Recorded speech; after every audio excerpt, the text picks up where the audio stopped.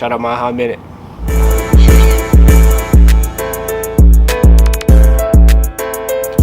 Minute, #1 podcast in the universe. Today we're with the long snapper for the CU Buffaloes this upcoming season, Jacob Politte. Man, what's the word?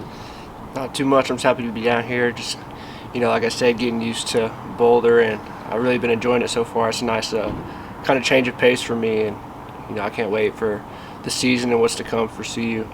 Yeah, man, we appreciate you for coming on the show. We're excited for the upcoming season. It's been a minute, CU. It's been a couple rough seasons for us, so when we found out you guys were all coming, I mean it hyped up the whole college landscape, but Colorado's definitely, the whole state as a whole, we're just excited, so appreciate you for coming on the show. Sure, no problem. So let's get in your backstory a little bit. Originally from Texas. Right, from Lubbock, Texas. Went to high school at Lubbock Cooper. I was at Lubbock Cooper my whole life. It was crazy. So I'll just go into my story basically. Yeah. But so I played receiver and long snapper in high school. Okay. I think I would snap like once during the week in practice, just during the punt period. But I was really wanting to play receiver. Yeah.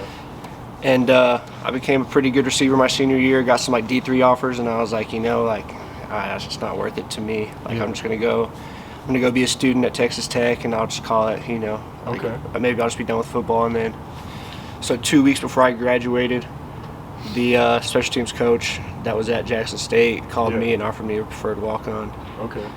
And I had a week to make my decision, and I just said, why not? Yeah. And so now, evidently, it all leads to here somehow, but I'm just super blessed. That's awesome. So you said when you graduate, a couple weeks before graduating high school, is when you made that decision? Right. Go Jack. What went behind that decision? Was it just, okay, Jackson State's D1, or what? Because you said you had, D3 offers for receiver. Right. So what made you choose Jackson State over the other offers? Yeah, well, honestly, like anyone, you'd rather play receiver than long snapper, right? Right. But, it all just came down to one factor for me, and that's the same reason I'm here, and that's Coach Prime. Yeah. And, just seeing how, he's a godly man. He's a man of character above everything that the media sees him to be and people outside. But, I just wanted to play for a man like that, and I've gotten some value out of that for sure. That's awesome. So that was what? So you got recruited by his staff, basically? Right. Okay. Was this his first or second year at Jackson? So it was after his spring season. Okay. So I was with him his first full year. Okay. And these last 2 years. So. Right. Okay. Now, playing long snapper, how do you stay motivated to play a position like that? Because I feel, obviously, it's one of the more unknown or underappreciated positions, I suppose. Right. So how do you stay motivated and want to provide that value for the team? Honestly, for me, a big part of it was being a part of a team and just wanting to be on the team and make a way. And that's why I started long snapping, because in 7th grade, my middle school team needed a long snapper, and I wasn't playing much at receiver. I hadn't really developed yet. I was still a little baby, so so I learned how to long snap, and I ended up pretty decent at it, and just kept it as a tool to stay with me, to get on the field really, and be able to help my team win. And now, the position I'm at, as a long snapper, I want to make it cool. You know what I mean? Yeah. One of my favorite parts about snapping at JSU is in our punt scheme, I'd basically be like a gunner. Oh, okay. So I just snap and go, and there's going to be some changes with that at a higher level, like we are right here. But that's the funnest part. Is just making it fun. That's my motivation to keep playing. So when you say gunner, explain that. Do you mean you going down the field after snapping? Right, I would just snap and go. You see a lot of dudes in college, and the pros, it's a rule you have to block, but in college you can leave whenever. And so my role is basically just snap and get out and go hunt. Yeah. You get the chance to lay some hits and exactly. stuff too? Yeah. It was a blast. Okay. Do you plan on trying to play any other positions, or get, schemey with it? You know what I'm saying? This upcoming season, or do you feel like you? I mean, if it was up to me, I'd love to, but I've seen those guys in there. I don't have what they have. You know what I mean? So. Fair enough. Yeah. So going to Jackson State, what was it like playing at a HBCU, and then also just like the hype behind it, and like the social media growth, and like him really having an impact and making it popular, making it cool. You know, I mean, you would see Jackson State on ESPN. Right. I feel like you didn't really see that before. You know what I'm For saying? sure. So what was that like? That whole experience? I mean, I've gotten some time to reflect on it now, but the last 2 years have been, for sure, like the two most beneficial years of my life. Like, obviously, like me, I just like as a white guy, like you got to step out of your comfort zone, and Right. I think doing that, like uncomfortability, like promotes growth. Yeah. And so for me, that was a huge thing, and just like being in a different, like this is a different atmosphere for me than Lubbock was, and so was Jackson. In each way, like it helps me grow, and so. You know, I tell my friends all the time that went to Texas Tech, I'm like, dude, you got to get out. Just go find something different. And Jackson State was something different for me, but I can't say any. Like, I loved it. I really did. The fans out there are incredible.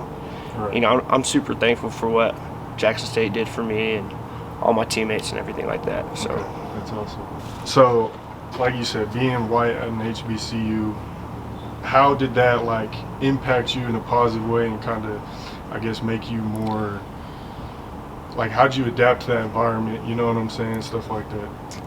I mean, one thing that I realized is like I really didn't have to adapt to anything. Like I just had to be myself, and everyone out there appreciated that. And Yeah. that's something that I'll cherish forever. Like I was pretty nervous going up there at the start. Like I didn't know if I would make a ton of friends and stuff like that, but. Yeah.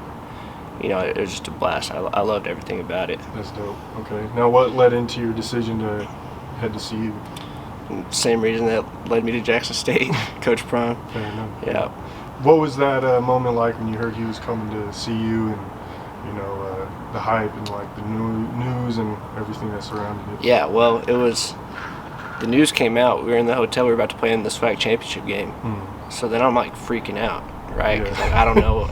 If you're coming, I don't know what I'm gonna do, but I still I still want to perform and everything for my team tomorrow. Right. Like that SWAC championship game was so like surreal, you know, because like everyone understood like he was leaving, and honestly, like you saw a lot of hate from fans out there, but all the team, and we were just happy for him, and like happy to see him come like take on a new challenge. But that game was so crazy. Like that was probably the hardest our team played all year, and.